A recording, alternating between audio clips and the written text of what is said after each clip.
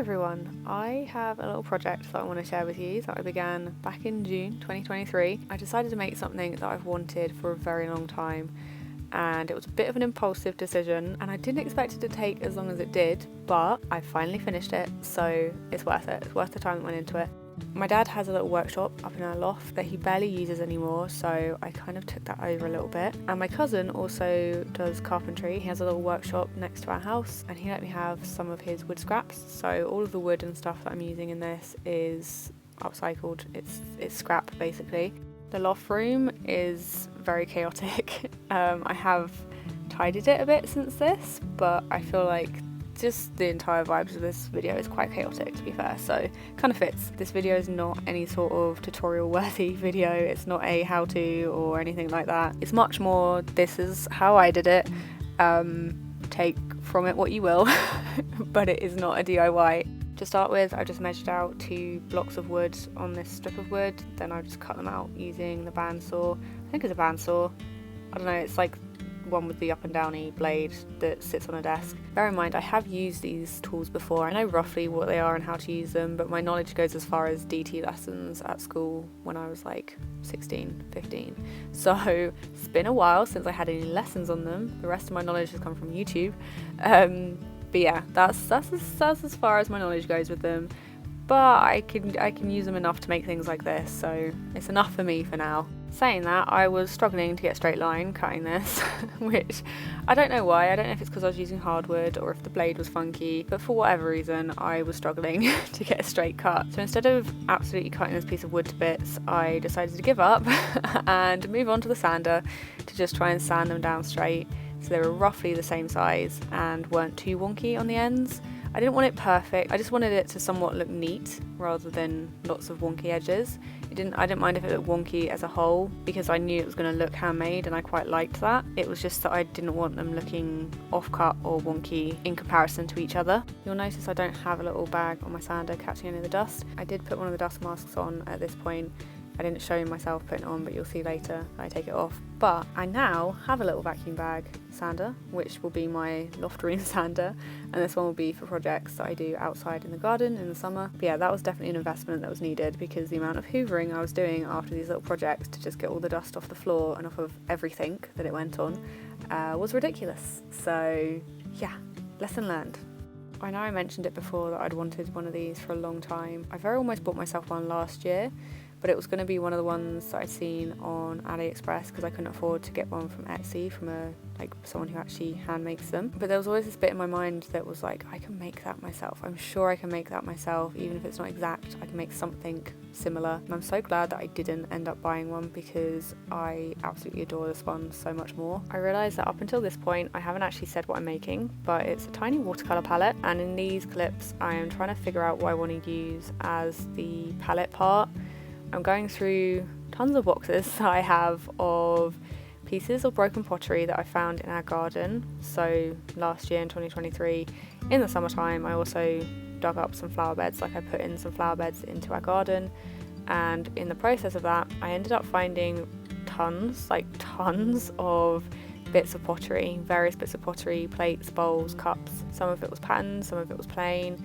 And I thought it'd just be really nice to incorporate some of that into this. I hadn't figured out how I was going to do that yet though, so instead I decided to give up on that and move on to the other half of the palette and come back to it later. Here you'll see that I am marking out all of the little circles that I wanted, like the little spaces for the paint to go in, all of the different colours. I measured out a few guidelines which then gave me some crosses that I could draw circles around. So the circles were similar in size but not perfectly the same as one another, and just like when I was cutting out the blocks of wood, I didn't have any size measurements. Like I wasn't going off of this is how big I want this is how many I want. It was more how many circles can I fit on here, and I also knew I wanted a couple of bigger spaces for black and white paint, so I tried to account for that as well. So it was all very much just figuring out as I went. I didn't have any exact plan on sizing with this. I had roughly drawn a shape over on the mixing palette side, but I think by the time I'd finished doing all the circles, I realised that I wasn't going to use the pottery and that I was going to try something else instead, which I will show you in a little bit. But first I carved out all of these little shapes that I had just marked out. I definitely learned a lot from doing this because I realised that the carving tools I had were probably quite blunt. I got them years ago and they were the only ones I had, but because I wanted to do it there and then and not wait for new ones to arrive, I went at it with the blunt ones. I also did not give myself the best desk working space to do this. I was sat on my bedroom floor like an absolute gremlin, trying not to cut my fingers, and yeah, wasn't the best idea. I probably should have sat at my desk, but I decided to just stay sat on the floor like a crumpled up gremlin. The final thing I learned about whilst doing this was that the grain of the wood massively affects how easy it is to carve. I think I worked out which way was easiest only after I'd done a lot of the carving. If I remember right though, there was actually a knot or something in the wood in the middle of the mixing palette part, so it was easy to carve one way up until about halfway, and then I had to turn around and do the opposite way. Even though it was a bit tedious to do, I did find this really therapeutic and enjoyable. I think it's one of the reasons I picked up stamp carving again. So yeah, would recommend, but just not blunt tools. Sharp tools are a lot easier to deal with. This did take me a decent amount of time to do, and I did make a massive mess of my bedroom, which was not fun to clean up, and I kind of wish I'd done it at natural desk now, but I managed to get that bit done, so I was pretty happy with that. When it came to carving out the little circles for the paint to go in, I thought it'd be a good idea to try and drill out some of the space in the circle first, so I had less to carve out with my hands. My dad had this thing which I think is called a countersink. It's something that you drill into wood first before you put a screw in, so then the screw will sit like flush in the wood, so it's not going to poke above the wood when you drill the screw in. But I thought if I use that in this, then it would create a bit of a divot, and then I can, you know, go from there and use my carving tools to make it deeper. It wasn't a bad idea to begin with. It did work. It worked as I thought. But I think because I had hardwood, I don't know, I'm not quite sure, but there was smoke coming out of it, and I decided to be a bit more cautious when doing this. I wanted to use it a bit more, go a bit deeper with it, but when smoke started coming out, I was like, no, we'll make a little divot and we'll go from there. We're not gonna go too crazy, because I don't want to set anything on fire particularly, not there. Once I was done with it, I took it downstairs and I gave all of the circles a little sand. I tried to neaten off the edges a little bit so they weren't quite so harsh. I realise now, whilst recording this was one of those other pointless things that I did, because I then ended up going in with something completely different and making them even deeper and even neater, so none of this sanding was really worth doing. But that is how I learn. I prefer to do things this way and then know that next time I don't need to, but also know that it does work if I needed it as an alternative. I went back in with my carving tools to get the rectangle shapes carved out. Again, this was a really satisfying bit, but again, I was also struggling with the grain of the wood because it was such a small area. And there was definitely one way that worked and one way which was a lot harder. But once I got the hang of it with one side, the other side was actually a lot quicker to do. And once I was done with both of these, I was pretty much done with that side. I couldn't quite figure out where I wanted to go next with it, so I put that down and started on the other side again. So this is the other idea that I had for the mixing palette side, and spoiler alert, didn't work either, didn't go for it. But I wanted to leave it in anyway because it's, again, an alternative way of doing it, which it could have worked. I just didn't like how it looked as much as my other idea. I did go quite far with this idea, like I let it set and I let it dry and I sanded it down and stuff, and was at the point where I was going to stick it in, and I just ended up preferring the alternative way, which you'll see later on. So for this, I covered the wooden base in cling film, and then I tried to secure that the best I could. I used air dry clay, which I got from Hobbycraft, really cheap, and I squished that out into the cling film covered piece of wood. Then I just used water on my finger to kind of smooth it out and push it right into the shape. This was one of those things where it was definitely moving around a bit and I wasn't 100% sure on if it was going to work or not. It was more a case of just trying it out and seeing, and at the end of the day, if I've wasted a bit of clay, I've wasted a bit of clay. It's not the end of the world, but I wanted to know whether this technique did work. Once I was done smoothing most of it out, I then just trimmed off the edges and left it to dry. The end result was really good. It actually turned out better than I thought. It kept its shape, it kept all of the indents of where I'd moulded it into the wood, and once I peeled off the cling film, it did just sit perfectly in there. So if I did ever want to use this again for a different project or something similar, at least I know now that it will work. I knew that I wanted something behind like on the back of the palette, so when I open it out I can have both sides facing upwards and that they can sit together with magnets. But considering the size of the palette that I was making, it made it a bit harder to do that with just magnets. So I knew I needed magnets, but I knew I needed some sort of wooden support behind it as well. The whole process of figuring out where to put the magnets and how many to have and whether I was getting them in the right place, all of those things was so time consuming. The best way I found to figure this out was to actually like washi tape them onto the wood, which that in itself was difficult. That was also really irritating because if the washi tape wasn't stuck down properly, then they would just end up peeling off. I don't really know if I can verbally describe how I was doing this because it was just not simple in the slightest. But I'm hoping from the clips you can kind of gauge roughly how I managed it. It was the case of like layering the magnets on top of one another with the washi tape and then just making sure I squished the wood together in the right place and the washi would stick. That's the best description I can give. Yeah, not ideal, but it worked. It definitely worked. It was just very time consuming. So once I figured out where I wanted the magnets on the inside and I knew that they'd hold the wood together, I then tried to work out how many magnets I'd need if I wanted to kind of stack them together so that they would stick kind of vertically to one another. Again, it was really fiddly to work out, but the washi tape technique kind of worked. I did have 2 pieces of wood that I'd cut down that I was planning to use as the little wooden back supports. I just held them on the bottom piece just to see how well it would support the top piece with the back supports on and the magnets in place, and it worked pretty well, so I went with that. After I figured out what magnets I needed, I then went back upstairs and I properly marked out where to drill some little holes for the magnets to sit in. When I drilled these holes, I made sure to choose a drill bit that was pretty much the same size as the magnets, and that way I knew the magnets would fit in there pretty flush. I decided I was going to drill and glue one side of the palette first and let it all dry before I then did the other side. That way I'd be able to use that side of the palette as a guide to help me match the magnets on the other side of the palette. I think that was one of the main things I didn't want to get wrong, was matching up the alignment of the magnets, because if I glued them all in and then found that I'd glued them wonky and that the magnets weren't matching up and find out that the 2 sides weren't going to fit pretty much flush and perfect with one another, it would have irritated me beyond belief. So it was one of those main things I wanted to make sure I got right. The glue I'm using is just E6000 and it's my go-to for most things. I chose not to show the whole process of getting all the magnets matched up because it was such a time-consuming process and it did take days. I just couldn't be bothered. I literally could not be bothered to set up a camera,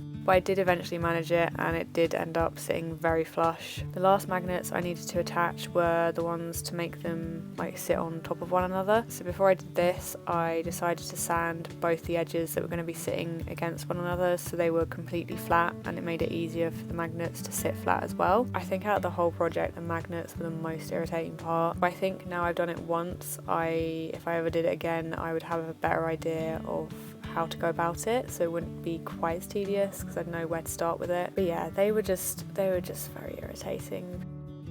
For the magnets along the side, I did the same process where I did one side first. So I drilled those holes and got the magnets stuck in, and then whilst I was letting that dry for a day or so, I then moved on to little supports for the back.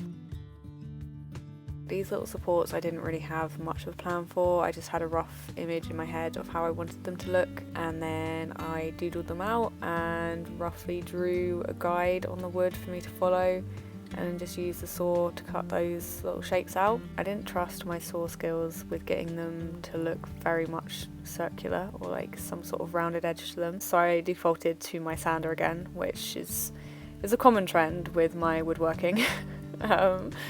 But I don't know, I find it easier working with the sander to curve things off. Either way though, I was very happy with the end result. I managed to get them looking nice and round. I still can't believe how long I went without a little bag on the end of the sander. I look at these clips and see all the dust and just think how did I deal with so much dust everywhere for so long? But yeah, those are my 2 little back supports. I was going to have 1 and then I realised I needed 2, so I now have 2. The magnets I had going along the side were a bit bigger than the other ones, so I needed to carve out a bit of the hole that I drilled. After doing a couple of them, I managed to figure out what I needed to do for the rest of them because they're obviously all the same size. Then it was just a case of gluing them all in. I'm not really sure what the timeline was in my head for this project. I know that when I started I thought it would take me a few days, but I was up to almost a week at this point. working on this, so it was definitely taking me longer than I expected. The one thing that I didn't want to happen with this was to lose my momentum with it and just have it as an unfinished project. I've always wanted a mini watercolour palette, and I'd got so far into the project, so I didn't want to lose that momentum. Because I was massively impatient, I decided to risk pulling out the other magnets I'd just glued in order to mark out the magnet spaces on the other side so I could get those drilled and carved out and glued in the same day. That way they should take the same amount of time to dry, and then they'll all be ready at a similar time. The way I went about doing this is the same way that I did the other magnets on the inside. So I stuck more magnets to the ones I just glued in, and then I put a piece of washi tape over the top of those, and because the magnets I've just stuck on aren't flush with the wood, they showed through the washi tape slightly, and then when I pushed the two pieces of wood together, the pencil mark would show up on the opposite side that didn't have magnets on. So then I just had to go over these marks with more pencil just to make it a bit clearer for when I was going to drill them. Once I drilled them, I just had to do the same process all over again with the second side, and then I had to leave them both to dry, and I couldn't show you what they looked like stuck together, because if I'd done that, all of the magnets would have pulled themselves out. I did skip a couple of steps here, but I pretty much just drilled holes where I wanted the little wooden supports to sit. I chose to attach the supports with some little dowel rods. This meant I could swing the little supports around when I needed them, but I could also swing them back so I didn't have to have something sticking out of the little box permanently. I liked how the box looked just as is. I didn't want too many things sticking out of it. I didn't want it to be a really awkward shape. I wanted it to still be a cute little box, and I think this was the best way that I could achieve that. At this point I was very much in a trial and error mode because the dowel was fitting through the little holes of the wooden supports, and it was just about fitting into the main palette as well. But when I get them in place in both of them and tried to turn it and stuff, they would either come out or it would be really hard to move them at all. So I was really just playing around with them to try and figure out whether I needed glue, whether I needed to sand something, or if I needed something else entirely different. I think I ended up gluing the dowel into the main palette and then putting the little supports on top. That way they would move around and the dowel would stay still and stay in the palette completely and not fall out.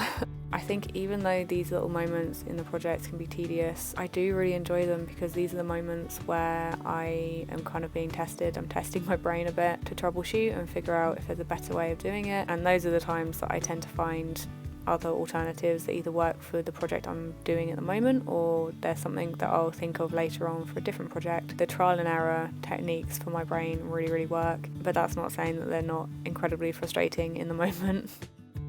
Once I was done with all the magnets and I'd figured out how to attach the supports, I then went back into the actual palette and I found my dad's Dremel. This thing is horrendously old. It has been sat up in the loft for I don't know how long. When I began using it, it just reminded me of that smell that Furbies made when, I don't know, the mechanics in them got too overheated, or I don't know what was happening to the Furbies, but it did the job perfectly and it was so satisfying to do. I really want to get myself one of these, like a more modern one that doesn't smell like a dying Furby, because it was so quick and it was so satisfying to watch everything get smoothed out and just looked so much nicer, and it did a way better job than I could have ever done with my just like sanding blocks and sanding paper. This was also the point where I decided I wasn't going to use the clay in the mixing part of the palette, which is why I'm obviously smoothing out all of the lines and stuff on that, because I wanted the actual wood to be like the base of the mixing palette, so I wanted it to look smooth. I began adding wood varnish to the bits and pieces that obviously I was done with, like they were sanded, they were smooth, they were ready to be attached.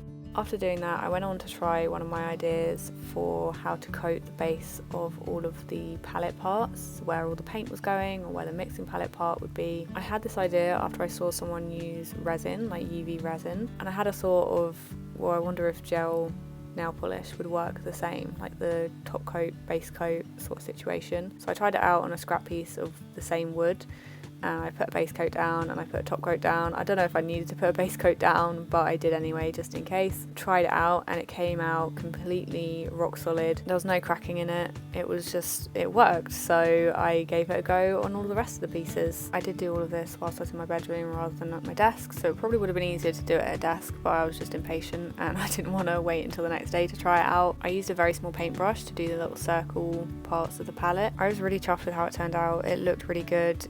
There's paint in there now, there hasn't been any issues with the water or anything. It's just held up really well. I also think that if it did end up cracking, I could probably replace it pretty easily.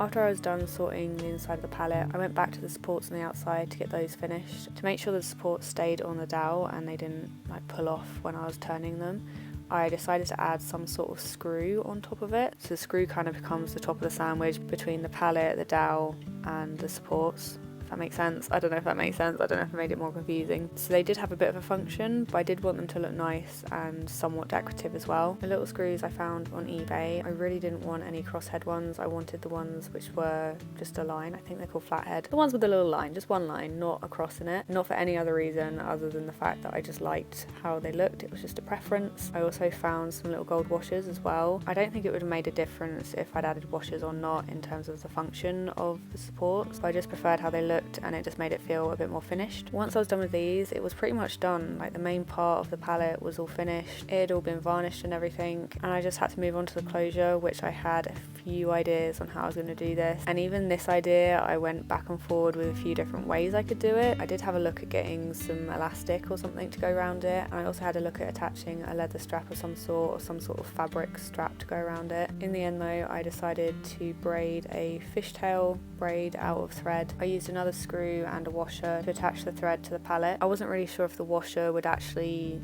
lay flat once I'd wrapped the thread around it because the thread was quite thick, but I rolled with it because I figured that this would be probably the only space on the palette to attach some sort of closure. So either way, something was going here that would make it so I could close the palette and keep it closed. I made a little hole where I was going to put the screw to try and make it a bit easier to screw the screw in, but it was still very tricky. The fact that I had these really tiny screws and a really tiny screwdriver, it was just so fiddly, and I cut out quite a lot of footage of me trying to get this screw into the wood. I did get there in the end though. I left a little gap, I didn't screw it in the whole way. That way I could put the thread around it and then I'd screw it down tight after that. However, I did check through my ribbon box just to see if there was anything else I wanted to use instead before I went ahead with the thread. I think my brain just had a moment of this is probably my last chance to see if I wanted to use something else there or not. But in the end, I think I just preferred how the thread closure looked and the colours that I could put in it as well. These next clips are me trying to figure out how much thread I'm going to need and how many times I need to wrap it round and where roughly the closure is going to